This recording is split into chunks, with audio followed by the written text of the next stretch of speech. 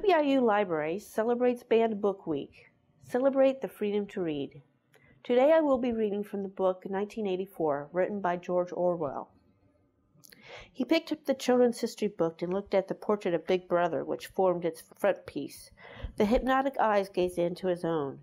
It was as though some huge force were pressing down upon you, something that penetrated inside your skull, battering against your brain, frightening you out of your beliefs, persuading you, almost, to deny the evidence of your senses.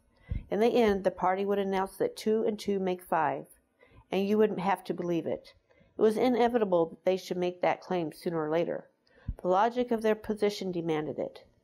Not merely the validity of experience, but the very existence of external reality was tacitly denied by their philosophy. The heresy of heresies was common sense, and what was terrifying was not that they would kill you for thinking otherwise, but that they might be right. For after all, how do we know that 2 and 2 make 4, or that the force of gravity works, or that the past is unchangeable? If both the past and the external world exist only in the mind, and if the mind itself is controllable, what then? But no, his courage seemed suddenly to stiffen of its own accord. The face of O'Brien, not called up by any obvious association, had floated into his mind. He knew with more certainty than before that O'Brien was on his side. He was writing the diary for O'Brien, to O'Brien.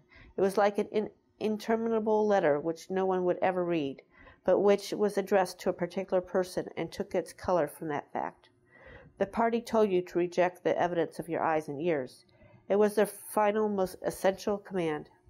His heart sank as he thought of the enormous power arrayed upon him, the ease with which any party intellectual would overthrow him in debate, the subtle argument which he would not be able to understand, much less answer.